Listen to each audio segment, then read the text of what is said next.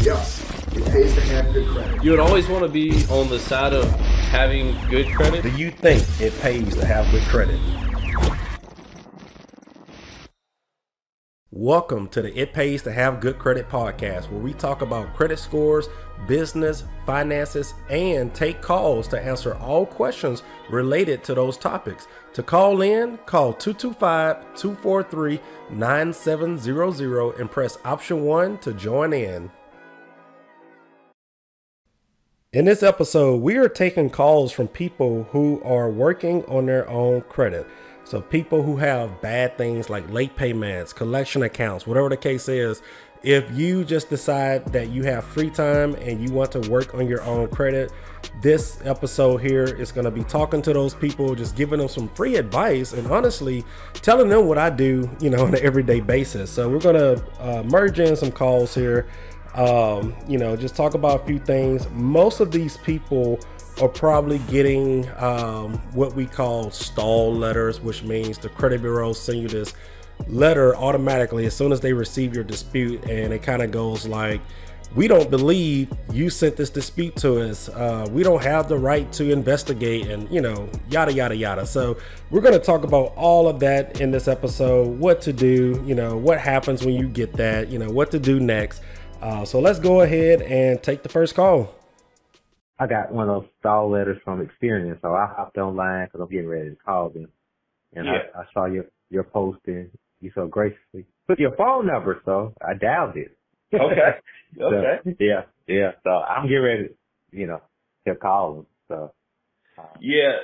So a lot of times, when to be honest, man, those credit bureaus, they have been sending those to just about everybody, that has processed a dispute to the credit bureaus. And initially, so what happens is, all this stuff started off years ago. So, people started sending in disputes, and long story short, it got to a point where the credit bureaus were getting over 10,000 mail disputes every single day. So it almost came to a point to where the credit bureaus can't really, I wouldn't say they can't process them because that's the law, but a lot of times, we just starting to believe that those letters just, start to go out automatically because they're just trying to slow down some of the mail disputes. Because the thing is, all of our clients pretty much receive some of those, but the disputes are pretty much still being processed. Like we're steady seeing deletions on TransUnion and things like that. Initially, it was just TransUnion. Now, it's TransUnion and Experian kind of sending those off and on. So, usually it's not nothing, to concern about too much, but it does get annoying.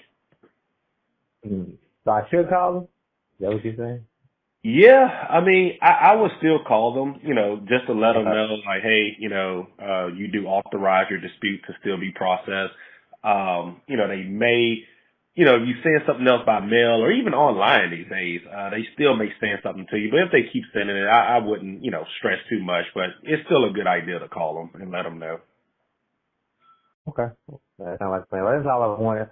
For those of you who are on your phone all day long scrolling through Facebook, go join the It Pays to Have Good Credit Facebook group. In this group, we post daily credit education, giving advice on how to increase your credit scores, show how we repair credit, literally answer questions that people ask all day long about their credit situation that may be related to yours. So again, if you're on Facebook just scrolling and looking at nonsense all day long, do something positive for once. Go join the It Pays to Have Good Credit Facebook group and get the credit education you need at your fingertips. All right, so that first call is over. So as you heard, this man is literally working on his own credit, and the credit bureau sent him a letter stating that we don't believe you sent us this dispute yourself, resend it to us. And people, got to realize you're paying for these stamps and envelopes and printing and copy paper and computer ink. So people get frustrated when they send in disputes, and I guess most people just think, the credit bureaus are just throwing it away, and based on my experience, the credit bureaus are still investigating and deleting items. even me myself, I to this day, I just still do not understand why the credit bureaus, mainly TransUnion and Experian, are sending these stupid letters to everyone. It doesn't matter if you're using a third-party company like a credit repair service. It doesn't matter if you are driving to the credit bureau yourself and dropping off your own dispute letter. They will automatically, 9 times out of 10, send you these stupid letters claiming they don't believe you made your own dispute letter. You know, I think it's just silly. In this next call here, we are going to take a call from someone who spent money on, you know, mailing these disputes. This person has used a notary, you know, got these documents notarized, which I believe she said she spent over $200 getting some of these documents notarized. And the credit bureaus responded, "We don't believe you did this," when it's literally a notarized document. So let's go ahead and take in the second caller and let the audience listen to it. Okay, so really simple. I have pristine, immaculate, on-time payment history with all of my current standing open accounts. An issue is from like 5 years, like I don't know how many years ago, maybe like 3 or 4 years ago, I opened up an account with First Hawaiian Bank. And it's negatively reported. It was a secured credit card. That's why I think this is ludicrous. But it was a secured credit card, and I closed with a zero balance. And so yeah, like I paid everything. It was perfect. The issue was that they reported that I paid 60 days late, which is really inaccurate. It's not true. I did have a late payment. It wasn't 60 days late. So it's just a negative derogatory mark on my credit account, on my whole, like, it's just really detrimental to my overall credit score. It just keeps coming up. Oh, of course. And so I hired Lexington Law, which was a waste of my money for a year. Finally, I decided to just do my own research, and I started working with Dispute Panda. I think I've invested almost like $200 on sending letters. I notarized my disputes to all 3 credit bureaus. And they had the nerve and audacity to send me back that automated letter stating like, "Oh, we're not 100% sure if this is really you," even though I literally notarized the letter, which is impossible that it's not me. Who could notarize it for me with passport, etc. So it's just the first disappointment. I know that you guys don't recommend using automated systems, but this one is the most new advanced automated system. There's different, like it sends out different letters to different bureaus. They're all unique. They never are duplicated. It's a unique letter every single time with the AI. And it just says like generally, you know, there are inaccuracies, and if you cannot, you know, verify these things, then you have to delete them. And then it's just, there are Metro 2 laws cited, and then there is like different citations. I got over, you know, I'm paying for it, so I also disputed all hard inquiries. But other than that, like I have nothing major or aggressive, like no bankruptcies, no credit that was charged. I don't owe anything to collections. That's why I think it's so unfair. And all of my current standing credit cards are perfect. So it's literally only one derogatory account. And if I was like trying to spoil myself a little bit, I'd be like, oh, let's remove those hard inquiries that, you know, have no open cards that I was I was rejected for. So there's no reason for them to be on my account. So I just received their first, what's the word I'm looking for? Their first letter to Kano, their first stall letter. So it's like I can continue to just do it by myself, but I just don't know if maybe there's a different strategy. If you guys have advice, like what do I say in return? Do I need to send back the same letter just saying, oh, this is really me? Because I watched his videos, obviously. Oh, yeah, thank you. No, this is what I would do. It is very, very, very annoying that they are. And here's the thing. Before, this was everyone's, I guess, pretty much we all got the same agreement of why the whole entire world is getting those responses.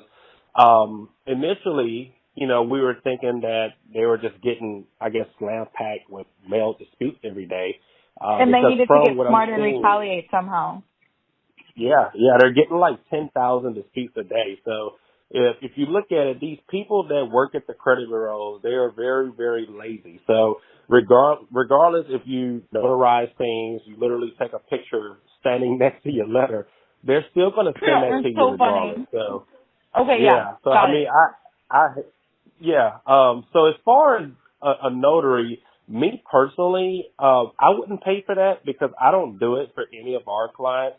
because they're just going to receive those letters regardless. Doesn't matter. That's exactly what I was notarized. told. That's exactly. I just wanted to make sure that I did my best. Like, even though I'm doing it alone, I've invested almost like $200.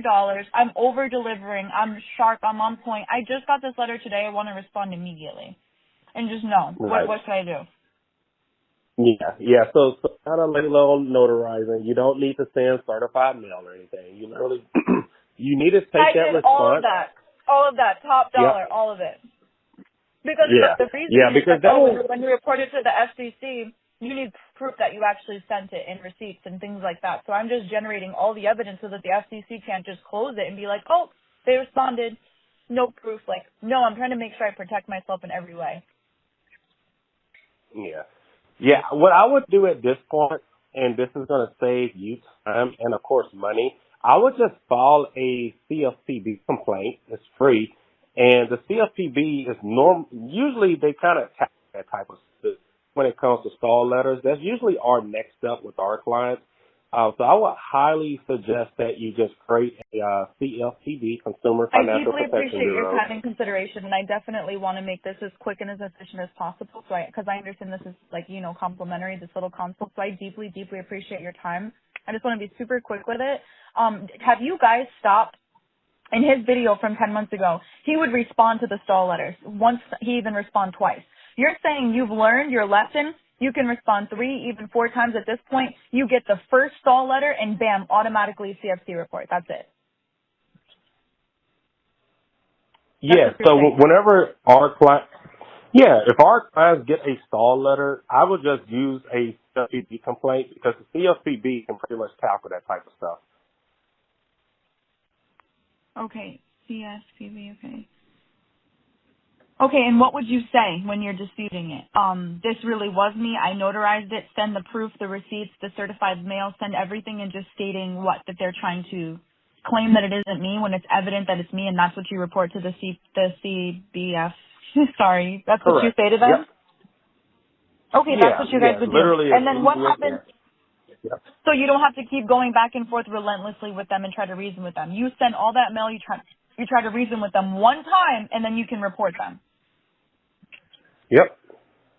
Okay, because they sent me a letter back stating according to a specific law, they don't need to respond to it because they're suspicious that it's not really me. And so I have a question again. Right. Is there any chance, again, because my case is super lightweight, I am willing to hire a credit agency. Like, if I cannot do this by myself, I'm 1,000% done. I'm paying top dollar to do it myself anyway for the same price. I'm sure I can just hire you guys. So from this point forward, the reason why I called is because I wanted prices. I'm dead serious. Like, I don't have time for this. I'm doing this. And so I guess my last question is, has the CF, when you guys have reported that, have they ever just done case closed? Like, oh, well, they had reason to doubt to believe that it wasn't you, and then they just close the case, or they investigate and then prompt Experian or whomever to delete it, or did they just kind of override it and delete it? Or after CFP coordinates with them, then you have to still work with Experian and try to work it out with them? Like, what happens after I report it? Have you guys ever received the CFPB whatever going, oh, sorry, this case is closed? Because online I read a girl did that and they were like, oh, your case is closed type of thing. It depends on the situation. So after that. Okay. Yeah. So whenever you initially sent out that dispute and they send you that stall letter, of course. So what the CFPB does, it forces them to go ahead and process that investigation. Now, things are deleted off your credit report if it cannot be verified, there's an error, it's incomplete, or there's just simply no response. So the only thing that the CFPB is just taking action in processing that dispute. Once the dispute is processed, if there's a way to where, I guess if you say you're 60 days late and you really wasn't, if that's the case, then once they find that error, then yes, it will be deleted off your credit report. But again, that is only if it's due to a reason for it to be deleted. I understand that completely. Do I need to provide evidence or an elucidation or explain how it is improved? So if it was me, I would, before I even submit that complaint, I would get all information possible as far as maybe a screenshot of your bank account, making the payment on time, or if you can log into your account and see exactly which date you made. It's a closed account.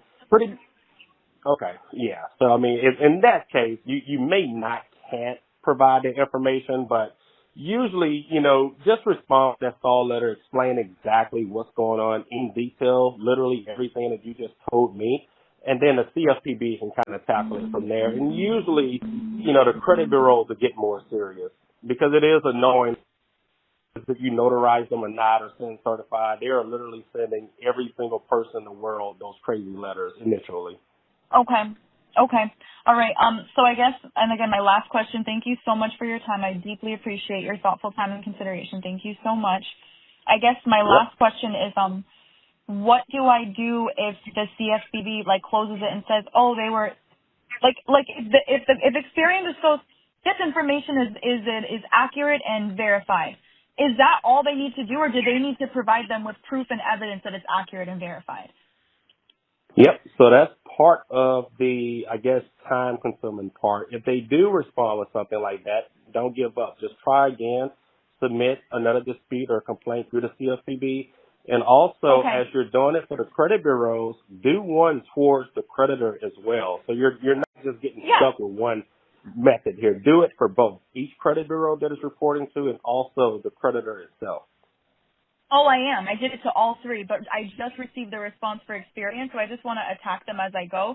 So you're saying from this point on, stop disputing it with the bureau. Now it's only CFPB, and then if they respond and say, oh, this is complete and accurate, then I send another letter both to the credit bureau and to the CFPB again. Like you're saying, Correct. I need verification, I'm hiring evidence. And there's a specific letter that they'll generate to be like, well, if this is true, then I need proof. Most of the time they don't produce proof, and then you're able to just be like, okay, you didn't respond, and then you report that, and then it gets deleted. So you're saying from this point on, stop with the bureau, go directly CFPB, and then see what happens. Yes, because the CFPB is pretty much going to override the credit bureaus from sending you those silly stall letters. And usually it's just Experian and TransUnion that's going to send them. Yep. Okay, and then I know Equifax is the best. Seriously, they're just no drama. The credit score is the highest over there. I understand it. Maybe it might even just get deleted right away with them. Welcome to Sturgis Credit Repair, your partner in financial growth. Join the thousands we've empowered by significantly boosting their credit scores. Our automated system thoroughly scans your credit reports for any errors. We actively work with credit bureaus to rectify these issues, effectively improving your credit scores. Skip the hassle of DIY credit repair methods. They are often ineffective. Our experienced credit specialists develop personalized strategies tailored for you. Plus, we offer valuable credit education at no extra cost. We're committed to providing you with transparent, effective credit repair services. We keep you updated every step of the way. So, ready to take control of your credit? Visit SturgisCreditRepair.com to get started with a free month of our service. Sign up or schedule a consultation to begin your journey to better credit. All right. So as we all heard in that previous call, she was not having it, very frustrated, as I would be too, if I was, spending all of this money on getting documents notarized, which you don't have to, but I mean, if you want to go the extra step and prove that it's you who are, making these credit repair letters or these dispute letters, and it's not some type of, scam stating that, this is identity theft and, stuff like that. Of course, the credit bureaus are just going to ignore that these days. But if you're spending any type of money on stamps or, and time is money. If you're doing it online, if you're not buying stamps and you're literally sitting here, disputing things, and you're taking time looking through your credit reports, finding errors, seeing what's inaccurate and things like that, takes away from everything. So it does get very frustrating when you're working on your credit and you get a letter in the mail stating that, we don't believe this is you, do it again. I just say ignore it, just keep going at it. Eventually you will start seeing some results like we do here at Sturgis Credit Repair. But yeah, I would be just as frustrated as that last caller was. So the last call of this episode here, we are going to talk about a nice lady who had late payments reporting to her credit. And instead of us signing her up for the credit repair service, we're just going to give her some free advice and, kind of go over what we do here and what she should do on her own and not pay money, for something as minor as this call is about to be. I think anybody out there would appreciate that. So let's take in this last call of this episode. Those late payments are during the pandemic when things got a little, shifty at work for me. I caught back up on the payments, and I've been on auto pay for that particular account for over a year now. So I was hoping that would mean something, but I think, as far as I can see, those are the things that still have me like kind of stagnant. Okay. Are those late payments that's on that account, are those the only thing that's negative on your credit? Do you have anything else like collections or anything? No collections, nothing else, just those 6 late payments. Yes, ma'am. All right, perfect. It's all easy enough. So as far as you doing things on your own, okay, let's talk about what exactly did you do, or I guess which methods did you use to dispute those? Was it just on the app or online, or how exactly did you go about that? Just writing a letter asking for them to be removed. I didn't really dispute, them because I know that they're valid. Yep. Just explaining the situation, the timing being that it was during COVID, was hoping that would work for me. And they told me that they could not do anything about it. That's all. That's really all I did to try to get them off. The other thing, I did like a pay for delete for some other stuff. Right. A gym membership that, again, during COVID, the gym closed down. Exactly. At that time, I changed my bank, and the automatic payment went to my old card, and, I wasn't keeping a track of that. I just totally forgot about that until I had like $174 going to collections, and I'm like, what is this? Yeah. And so I fixed that. I fixed that, and they were nice enough to contact the bureaus and get that removed from my report. But that's good, because a lot of those companies, especially third-party companies nowadays, regardless if you pay or not, they kind of refuse to take that off. Every now and then, there's a handful of debt collectors that will accept that pay for deletion. So moving forward to your exact situation, late payments, of course, are a little bit more difficult to remove because, one, like you said, the information is accurate, it's yours, the account is yours. Now, normally when people sign up for any type of credit service out there, most of this stuff is charged off accounts or reported by third-party companies, and those things are a little bit easier. Now, with late payments, Stacey, you really just have 2 options to go with those. Now, the first option, which is why I asked, was what you pretty much did, which pretty much got an answer. That is called a goodwill request. A lot of times you can send letters and just ask them politely, explain what happened. Sometimes, maybe 30% of the time, depending on which bank or creditor it is, they will agree to remove those late payments. We see it happens plenty of times here. Now, again, that's about a 30% chance that some of those banks are going to accept that, which in your case, sadly, they did not. So the second route of going is directly through the credit bureaus. And I know you say you haven't tried this yet because, it is your account and whatever. But when you dispute something, you're not just stating that this doesn't belong to me or this isn't right. As a consumer, you have rights. So you can literally ask the credit bureaus to request verification. It's the bank's job to prove that it's your accounts or this payment information is accurate. So without even signing up for a credit repair service, I would even recommend you doing that, because even our clients here who has late payments on their credit with open accounts, we have gotten late payments removed just by going through the credit bureaus. To be honest with you, like I said, with late payments, it's not like if it was a debt collection company and I got 10 different routes to go. With late payments, it's literally 2 things. One, if the creditor is going to accept it or not. That's the easiest thing. Once we get that no from them, we just stop messing with them. We go directly through the credit bureaus, because sometimes the bank may not respond in time. That's one way. And, by law, the credit bureaus just update the information and remove the late payment, which is what you're disputing, because you're not going to dispute the entire account. You're just disputing the late payment history, two different things. So I would recommend just doing that for at least, one or two attempts. Now, going that route, usually the success rate with that is about 65%. It's not close enough to that, guaranteed to come off because nothing is guaranteed, but it's much higher than going directly. It's almost double the results than going directly through the creditor and just say, hey, look, this is what happened. Will you be willing to update this?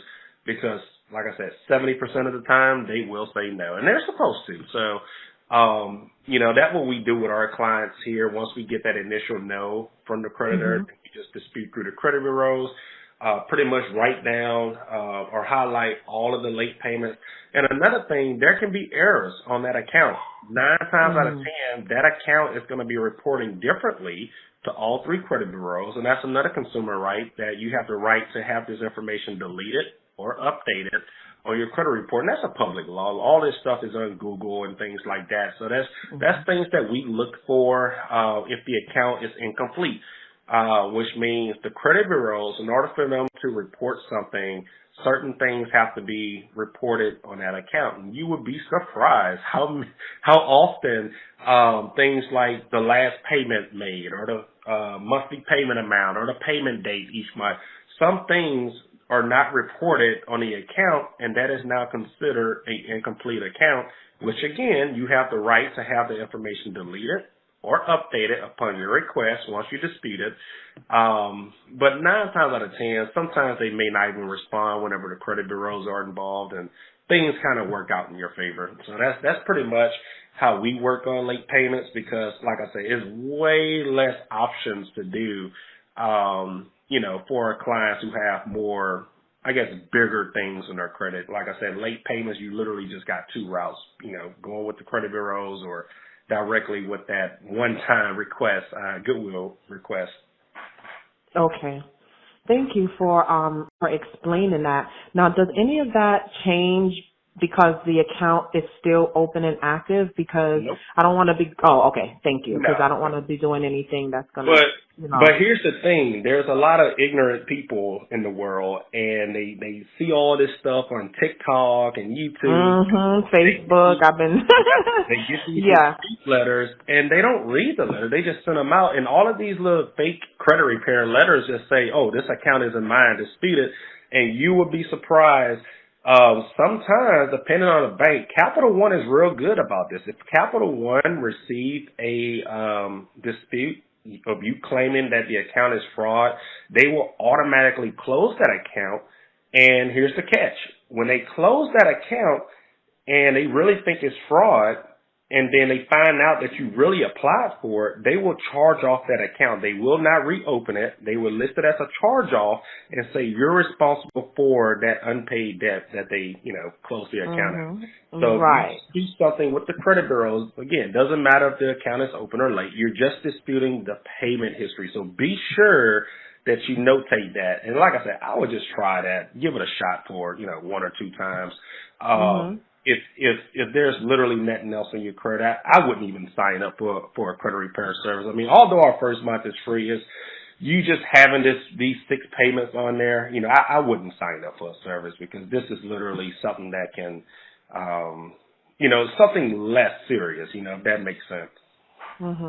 It does. I'm just wondering why it went from, because I had so many other things on there before. Right. And now that I have less work to do on it, I'm just wondering, why. And I know, it's no magic or anything like that, but it, with the number just staying where it is, not going up and just, and I'm doing everything right. I automatically got approved for, a different card through American Express, and I was in Amex jail forever, with just $1,000, and then it increased my balance, and then they sent me a different card and a different tier. But the thing is, I'm that number, my numbers are not really moving, and I was wondering how much of an impact those late payments, and even if you said to, contact the bureaus themselves to dispute the late payments, what am I actually disputing? Because I know that they are late. Like, what am I saying? Am I asking for some kind of, like a pass? I don't know. I don't know what I'm asking for. Yeah. So with our clients, okay, let's do this because this is probably going to make more sense. So if I have a customer who's probably just like you, and it's literally one thing in their credit, which may be a late payment, the very first thing outside of requesting the creditor to delete it, clearly they may just say no 70% of the time. But my first goal is to dispute through the credit bureaus and, pretty much notate what you're disputing, the late payment history only. The account belongs to you. You're not disputing if the account is yours or not. But I'm literally asking them to verify the payment history. Usually about 60 to 65% of the time, that late payment may come off due to multiple reasons. One, the creditor just simply may not respond to it in time or at all.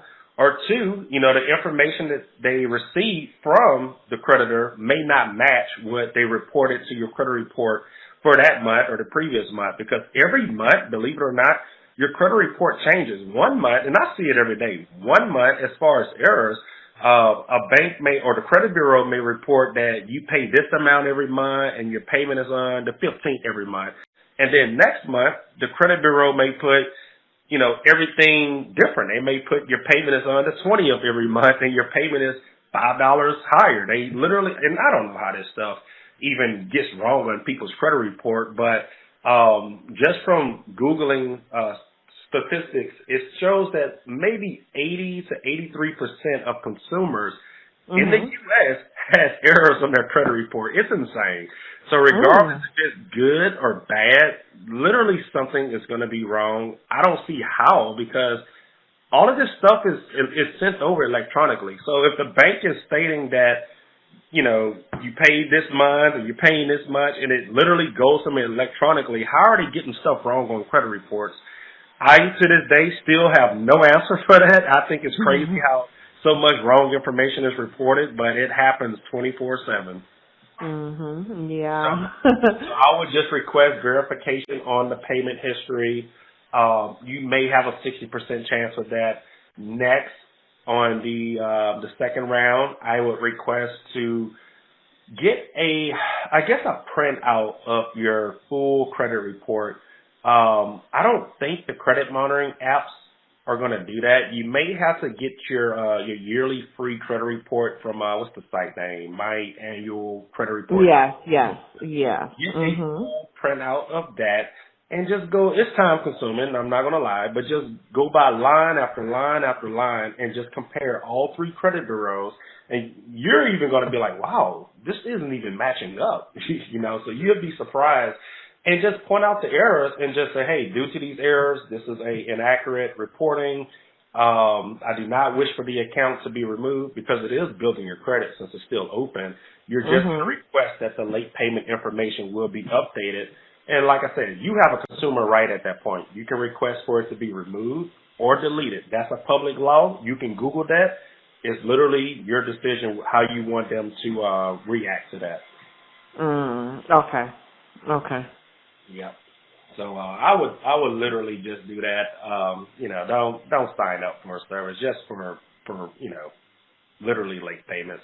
If you had like multiple charge-offs and things like that, then yeah, but late payments, because the chances of, I guess the methods that you have are way less slim, and you have less options than other things that will be reporting to your credit. Okay. Yeah. I wanted to get better. I'm not in a rush. I've been going through this for 3 years. I've been fixing it. I've been making all my payments on time, and now with the new tier of the Amex card, I've been only spending what I know that I have, and I've been paying off the full balance every month, and that's the first for me. So this year, since last year's November, November 2022, I started doing that, like paying my full balance on my credit cards, only using what I need and paying it off. And, I'm like, come on now, look at me. like I'm doing my little thing over here, but I'm just, I'm thankful that I'm able to do that. Right. But it's like, I want it to, I want it to show a little bit, and because I would like to finance a vehicle soon. I have a vehicle that I'm still paying on that is no longer in use. The vehicle, the engine is busted on it, and I'm paying $500 a month for a vehicle that I can't drive. So I'm driving like my other vehicle, but the one that I'm paying $500 a month for, I can't drive it, and nobody wants it, and I still owe too much on it. So, just trying to make sure that when I do go or request financing, that my score is a little bit better, so I can get a little bit of a better term on the loan, as opposed to what I'm always getting, in the past. So, Yeah, I think you'll be fine. And here's the thing. So I get a lot of consultations that went literally just like this. I can promise you, you probably had no idea that I was going to give you advice to do this on your own. No. Because a lot of these people, I wouldn't really call them credit repair companies. I pretty much do this. This business that I have with Sturgis Credit Repair, I've had this for a little over half a decade now. And literally since I've been in business, marketing helps here and there, but just being honest to people helps out way more than anything else. The word of mouth comes in. I get so many customers who return to me, they got their credit fixed, or maybe something happened to where they need to sign up again. Just being straight up and being honest with people, it's going to grow the business well more than just forcing people to sign up for your service every single time you talk to somebody. I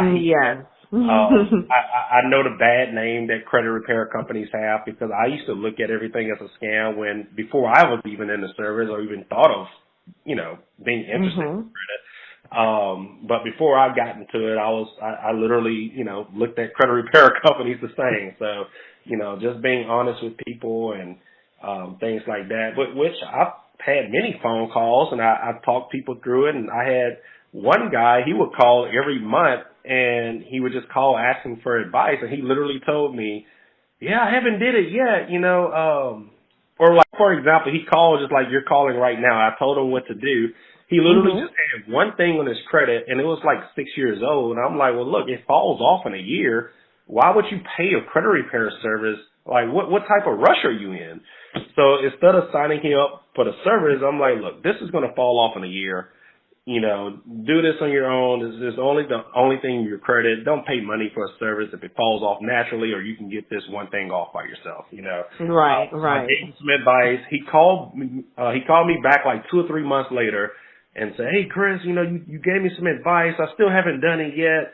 What I need to do again? And I told him again. And then a month later, he called me back and just said, look, I don't got time for this. I don't want to buy mail and all this. I'm going to just pay you guys. And I think it literally came off the very first attempt, which the first month was free anyway. But what I'm getting at, he literally could have done this himself, and it would have came off the first round, because that collection that was on there was from a debt collector out of state that went out of business. So the credit bureaus went to verify this information, and there was no response because the business is no longer in business. So, oh, wow.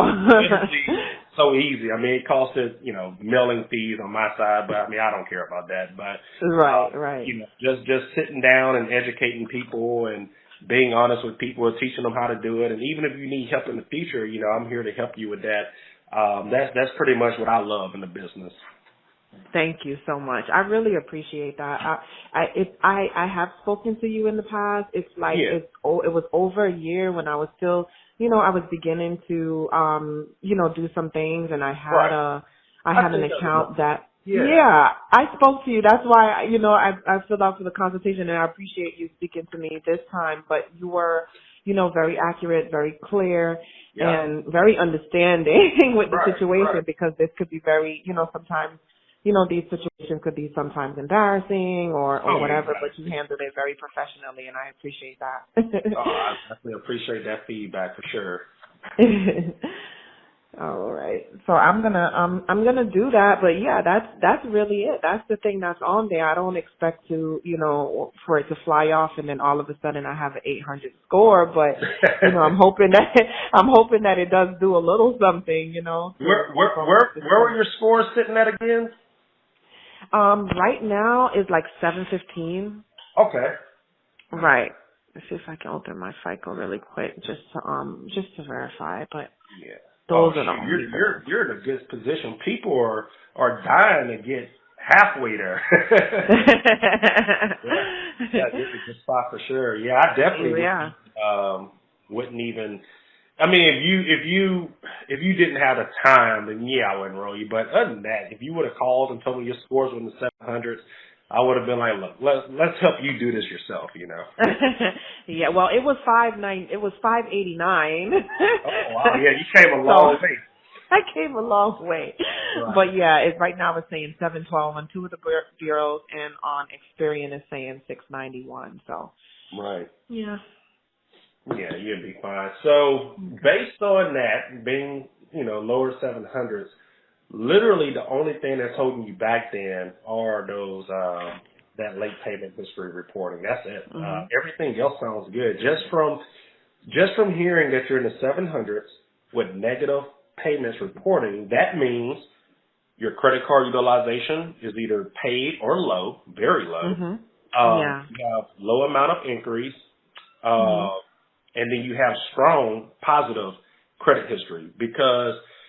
With late payment reporting, usually your scores would probably be in the low 600s or upper 500s if your credit cards were maxed out, you didn't have much credit history that's positive and things like that. So just from hearing where your scores are with late payment stuff still reporting, that goes to show you how strong your credit really is. Thank you. Yeah, I haven't applied for anything in over 2 years. Yep. So for that, I'm good, and then I kept the utilization really low. Right now it's saying 8%, but I think it probably should be a little bit lower than that because I've been paying everything, like in full every single month. So, honey, sorry, I'm very sorry about that. But thank you. I really appreciate you taking the time to let me know that, and like you said, not just being honest and right. About that. I appreciate that because it is kind of overwhelming sometimes reading things online and not knowing which way to go with it. Ladies, let me talk to y'all for a minute. For y'all that watch or listen to these episodes, check out Chic Me Jewelry. There are earrings for every season of the year, every holiday, every occasion. I mean, I'm a guy, and when I checked out these earrings when they asked to be a sponsor for this podcast, I'm like, wow, man, it just blows my mind of the different themes there are for earrings. I mean, it doesn't matter if you're going to a St. Patrick parade or a Christmas parade. I mean, there's literally earrings based on the theme. Whatever your favorite football team is, I mean, they literally have an earring or any type of theme style jewelry there is just for y'all. So if you're a lady and you like to stay updated with fashion, check out chicmejewelry.com and go grab you a pair and have it shipped to your doorstep. All right, so there you have it. I hope anyone who's listening to this episode realized that there are some good people in the credit repair industry, such as myself with Sturgis Credit Repair. Like I said, it's not all the companies out there who are trying to scam people and all of these fake so-called credit people on Instagram and TikTok that's not even a licensed business. It's literally only 10% of them. Everybody else is, mainly legit credit repair companies. So, I mean, you really don't got to worry about it too much if you ever, were to hire credit repair service. But if it's anything that's a red flag, like they don't have a website, no reviews, no social media posts, and clearly I would stay away from that person. But But hopefully this episode helped anyone that's out there who's listening. Maybe some of these callers had a similar situation as you. So hopefully some of y'all were able to take some advice from these calls, see how we handle customers on a daily basis. We're not all about just signing somebody up for a service and having them, pay for getting things deleted and things like that. Of course, clearly that's the main point of the service, is to help people who don't have time to do it themselves.